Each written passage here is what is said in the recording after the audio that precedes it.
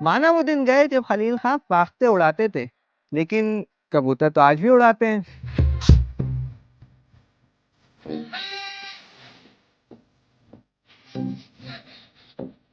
लखनऊ में दो किस्म के कबूतरबाज होते हैं। एक तो वो जिनका शौक सिर्फ कबूतर पालना है। वह एक दो जोड़ी ही क्यों ना हो, घर में कबूतर होने चाहिए।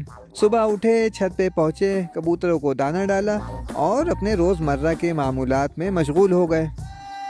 फिर आते हैं कबूतर लड़ाने वाले।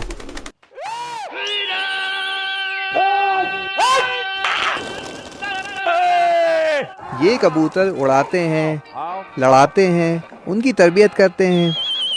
कबूतरबाजी के सब दांव पेच से वाकिफ, हर खेल में माहिर। कबूतरों की परख ऐसी कि 4 गली दूर उड़ता कबूतर पहचान ले। वो टिमटिमारा रानीगंज के आगे।